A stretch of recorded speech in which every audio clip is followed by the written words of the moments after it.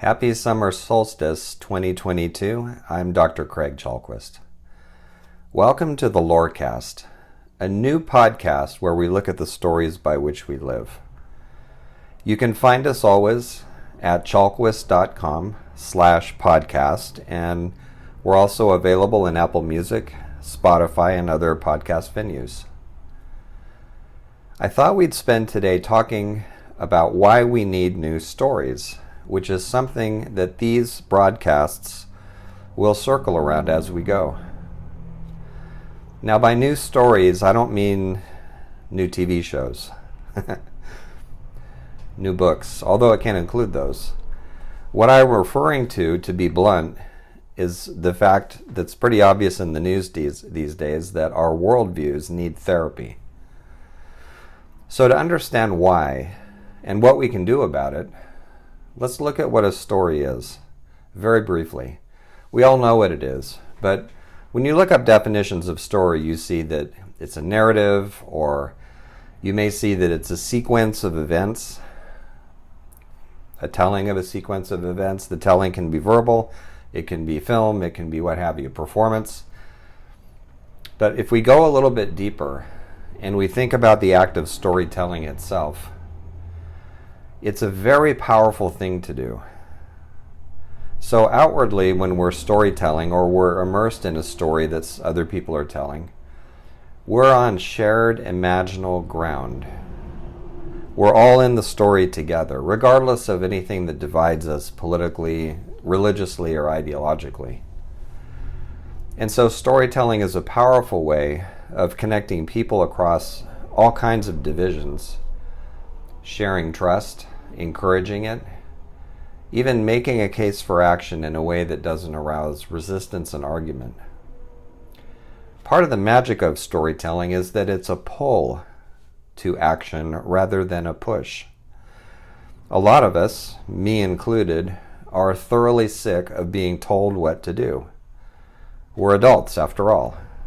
So when people say, you must stop this, and you have to do that, and blah, blah, blah, and here's all the depressing facts that go along with it, well, it's pretty easy to just change the station, right?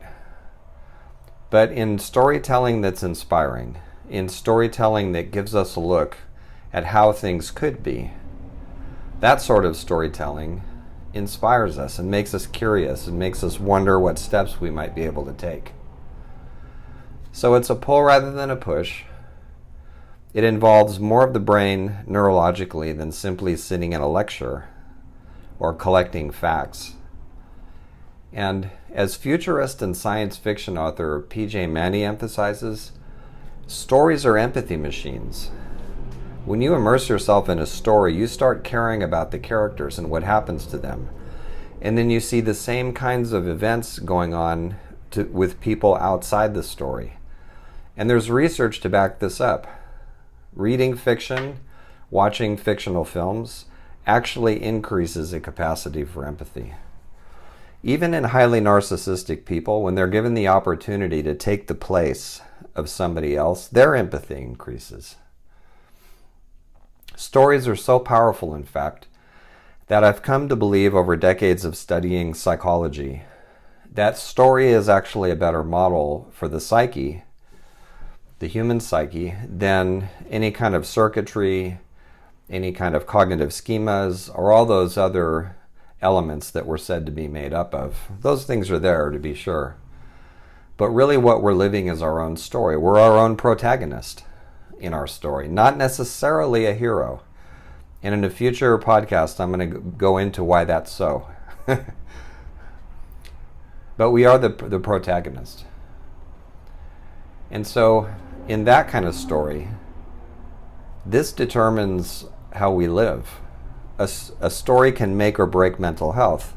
When I practiced therapy, I often saw how the stories that we tell ourselves can harm us or help us, can restore or disrupt internal harmony, and how a stuck story can wreck a life. What is a trauma that we can't seem to get over but a fixated story that we haven't found a way to retell? And that retelling's hard. It's not just a matter of coming up with a nicer ending. So this is true also for collective stories. If we look for a couple of examples of maladaptive collective stories, some of which are actually worldviews, stories that explain the world to us and our place in it, we can look at some titles or some summaries of these stories and see for ourselves what they do. So one of the stories that our planet is now having to endure, we could summarize by saying, unlimited consumption is good. Unlimited growth is good. Unlimited consumption is actually wrecking entire regions and biospheres, and it's displacing millions of people.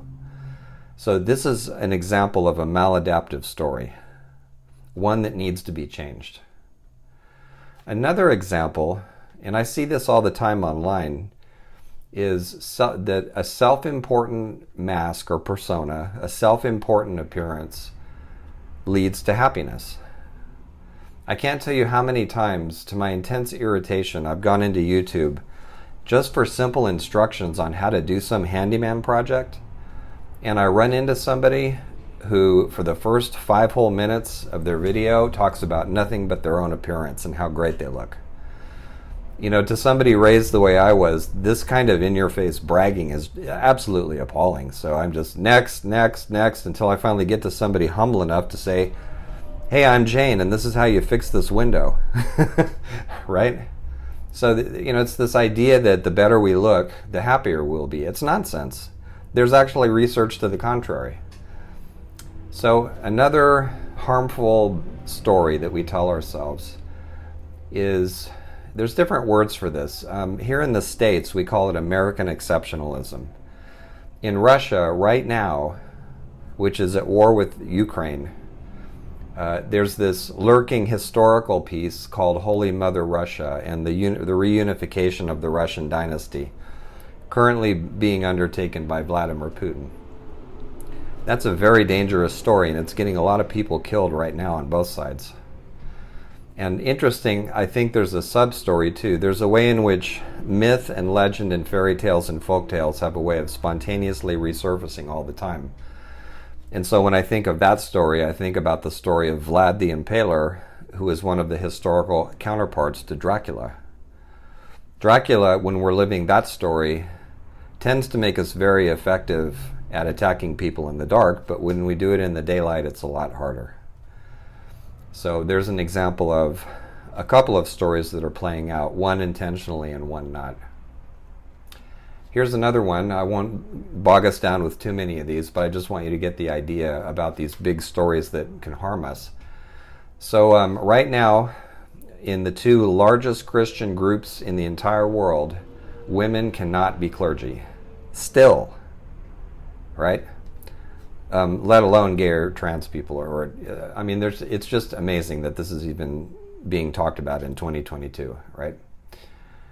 The story, more honestly, could probably be called male privilege. And privilege is something that's being contested right now in my country.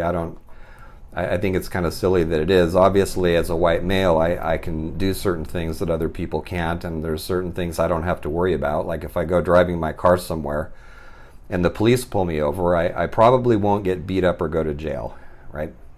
If I apply for a job somewhere, I'll probably get it if I'm qualified, that kind of thing, right? Privilege isn't what we ask for, it's just what we have. Another story, and this will be the last one, is a story among a lot of people right now, actually, and the title of it is something like, "We have no power without money and influence." So J.R.R. Tolkien coined a word for this in one of his letters to his son Christopher. He called it Sarumanism, named after the wizard Saruman, who starts out being a good guy and turns evil and corrupt. And Sarumanism means the belief that only by power and prestige and influence and funding do we make change in the world. And Tolkien thought this was nonsense. And his story reflects that. The Lord of the Rings shows that the great changes in Middle-earth take place not really because of the powerful wizards or the big armies, but because of a couple of hobbits who just want to go home. So In general, the more maladaptive a story is, the more literally we reenact it. But it's important to remember that even relatively benign stories can turn rigid if we literalize them. So for somebody who's highly narcissistic, and I just taught a class on managing narcissism at Young Platform, there's this fantasy of unlimited admiration will fill my inner emptiness. Only it never does. It's a false title to a false story. The codependent people who so often wind up in the company of the highly narcissistic, they've got a story that sounds like rescuing will bring me love. No, it won't. It will bring you the opposite, right? In this culture, in the West, we refer to other people's sacred stories as myths and mythology, and we interpret them literally instead of symbolically and metaphorically, like the original tellers did. And so then Persephone becomes a rape victim, disempowered. Zeus becomes a philanderer. And all of the wisdom that these stories have stored up over the millennia is lost to us because we interpret them as literally as anything else. Even science, when it's rigidly literalized, becomes scientism, which is an absolutist ideology. It's a religious attitude that there's only one adequate path to truth. And when we get into that psychology, whether we are honest enough to call it religious or not, then different beliefs, literalized beliefs, must compete with each other. So that brings us to a question. What if we don't need a new big story, a big scientific explanation for the universe? What if we don't need a big worldview, a big philosophy, a big psychology, big mythology? There's a lot of talk these days about a unifying story for humanity. But what if we don't need one? What if we don't need a literal schema that tells us how things are? So some time ago, I coined a word mostly to explain to myself what I do professionally. I've taught under many hats. I've lectured and done therapy and done counseling and consulting and a number of things. And I've never been satisfied with calling myself by those titles. And what I realized one day is that I work with the basis of people's stories, where they come from, and what they can do with them. And so I coined a word, Laurology, L-O-R-E-ology, which means looking at everything that we've just talked about. We've actually just been through a Laurology exercise. These are the things that Laurology is fascinated by. Where do our stories come from? Why do we literalize them? What are the alternatives? How can we, and this is a big Laurology question, how can we develop inspiring lore for crafting the keystone stories, the guiding stories that change reality? Because fictional stories change reality.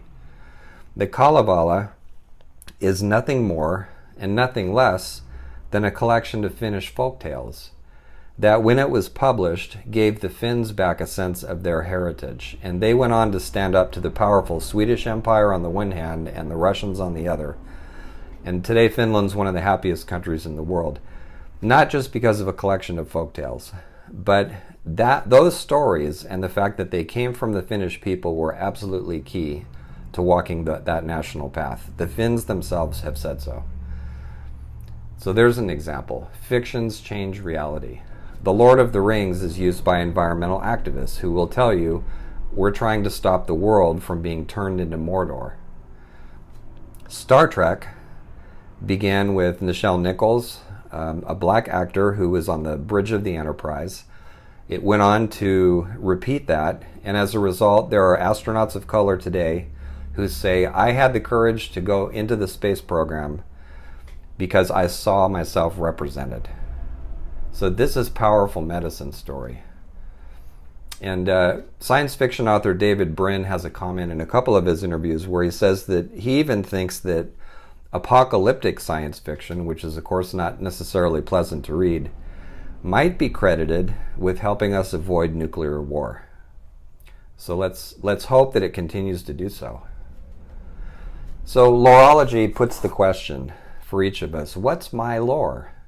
If you look up lore in the dictionary, like we looked up story, you find that it means things like handed down knowledge, or the specialized knowledge of a particular trade, or even a sport or a game. Star Trek lore, baseball lore, the lore of a certain craft, for instance.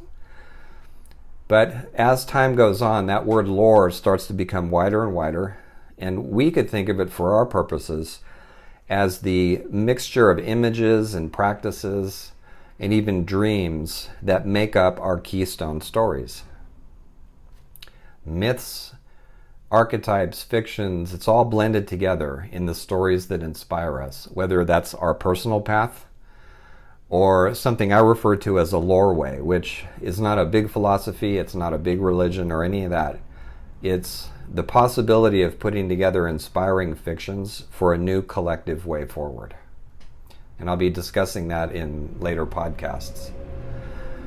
And we can keep all this in terms of application. So my own loreway, what does that look like? What are the stories that inspire me? Who are the characters that I like?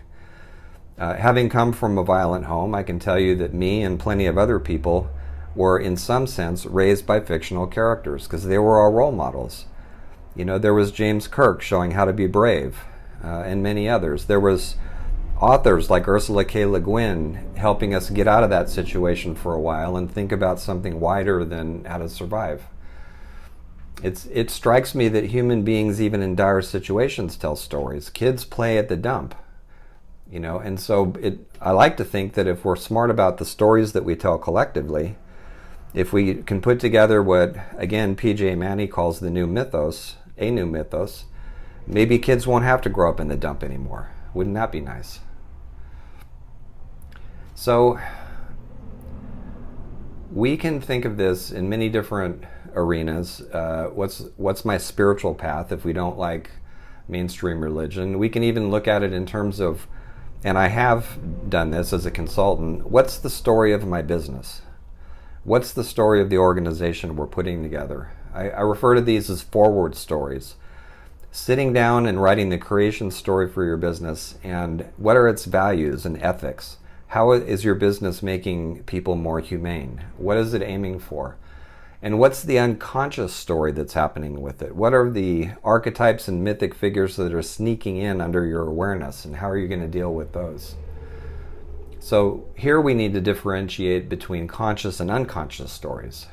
So through one interpretation, that of the unconscious story, the bull at Wall Street looks a lot like Moloch, the Assyrian bull god who got fed human sacrifices. Now that's a metaphor, and unfortunately it's more than that.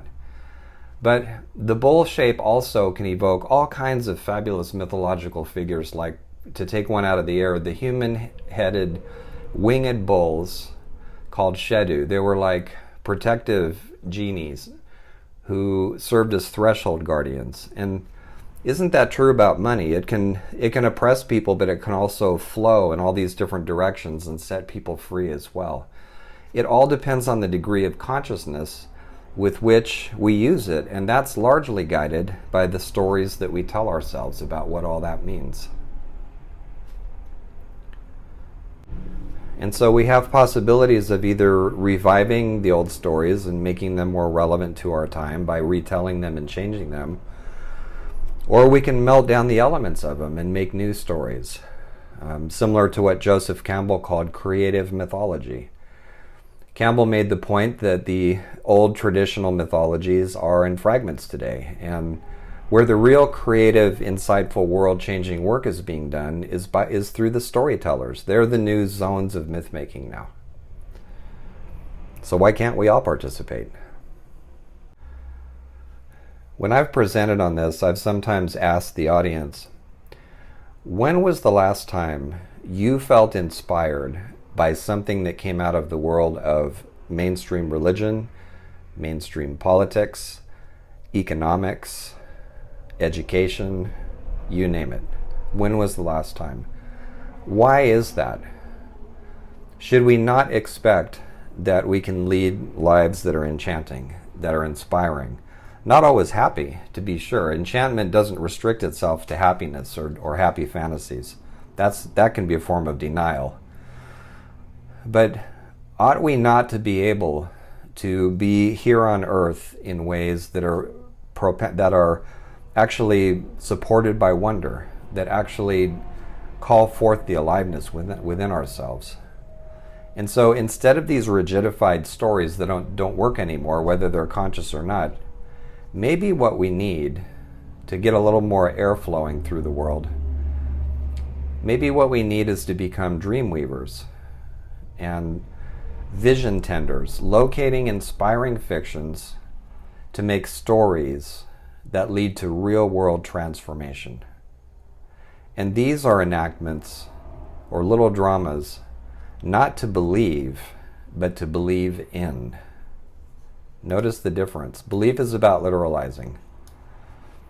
Not to believe, but to believe in. Because what we believe in is what motivates us.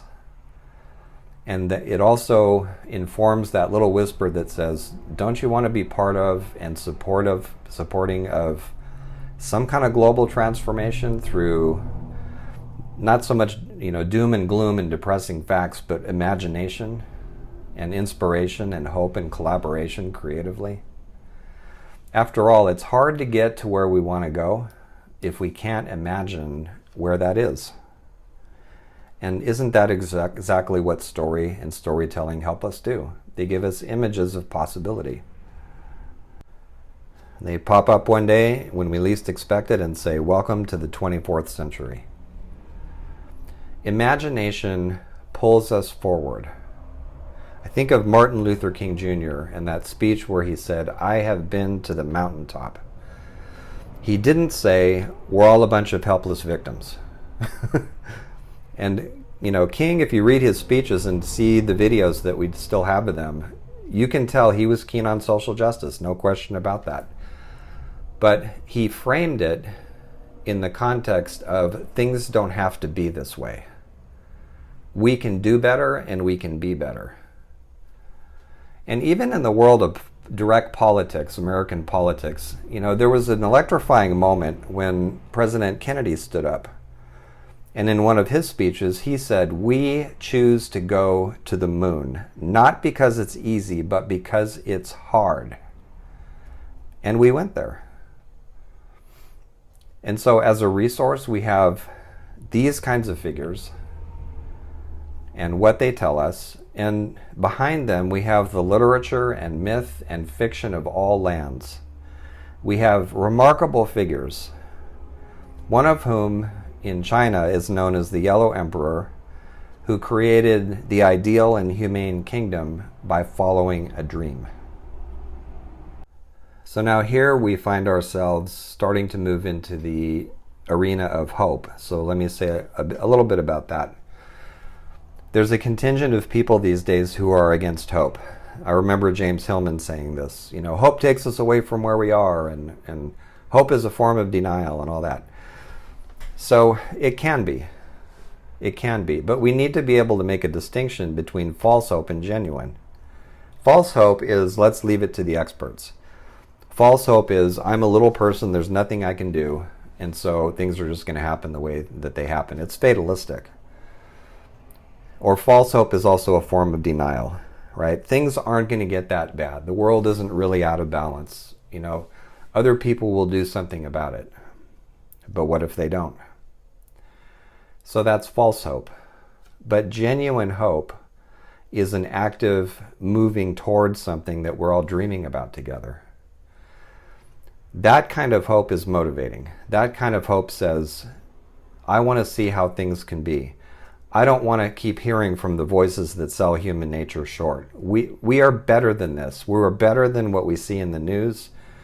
We are better than the stupid behavior on the subway or on street corners or wherever it is that we see it. And when encouraged, that side of us expresses itself.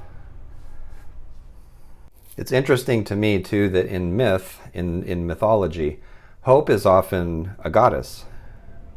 So Elpis or space or other names like that. It's as though The ancient storytellers realized that hope is actually a power. It's an archetypal power that speaks to us if we listen to it and allow it to have its say. So I'm thinking of something along those lines that Victor Hugo had attributed to him. Something along the lines of that the real is, of course, the day-to-day that we're all familiar with, but it is the ideal by which we actually live. In one of his essays, Emerson said that he'll look for a better world when he sees better people. Better people are the ones that stand up and move forward together and dare to imagine better possibilities. Better people are the ones that say, enough of this shit. I'm tired of things being the way that they always have been. Who says they have to go on being that way? When she received the National Book Award, Ursula K. Le Guin was talking about the voices that say that writers have always been screwed, they always will be screwed by the publishing industry, and so on and so forth. And her response was, that's what people said about the divine right of kings. These conditions persist as long as people put up with them. But if they get images and tellings that things can actually be better, then it creates in all of us a longing to make that actually happen. And so in dreaming together, we eventually change reality. Somebody writes a novel, a fiction, called Black Beauty, and it improves and changes the lives of cab drivers in London. This stuff happens all the time. It just doesn't get any press. This morning, I was reading through Maria Popova's Marginalian, which I happily recommend, and she sends out a newsletter now and then, and it had this great quotation by Barry Lopez about story, so I wanted to read it to you. It's brief. It is through story that we embrace the great breadth of memory, that we can distinguish what is true, and that we may glimpse, at least occasionally, how to live without despair in the midst of the horror that dogs and unhinges us. This in turn reminded me of a couple of other quotations I wanted to share with you here at the end of the podcast. One is by Ursula Le Guin, and it comes from her book Tales of Earthsea. The dead are dead. The great and mighty go their way unchecked. All the hope left in the world is in the people of no account. That one led me to another quotation, also by an author of fiction, Tolkien. In a 1964 interview, he said he thought this was the wisest thing in The Lord of the Rings. Such is the course of deeds that move the wheels of the world. Small hands do them because they must, while the eyes of the great are elsewhere. The following is from a poem written by Ben Okri. The poem's called A Way of Being Free. In a fractured age when cynicism is God, here is a possible heresy. We live by stories. We also live in them. One way or another, we are living the stories planted in us early or along the way. We are also living the stories we planted, knowingly or unknowingly, in ourselves. We live the stories that either give our lives meaning or negate it with meaninglessness. If we change the stories we live by, quite possibly, we change our lives. As I mentioned earlier, and is obvious from the news, we can use our stories to divide us, or we can use them to foster humanity and faith and compassion and creativity. So I have something brief here from James Baldwin's Nothing Personal that I think speaks to that, and to the spirit in which we should tell stories. The sea rises, the light fails. Lovers cling to each other, and children cling to us. The moment we cease to hold each other, the moment we break faith with one another, the sea engulfs us, and the light goes out. So the next time somebody tells you that your dreams and fictions and visions are impractical, tell them that dreaming together is the only thing that ever permanently changed reality. Thank you. For more about Laurology visit my blog at chalkwist.com/blog.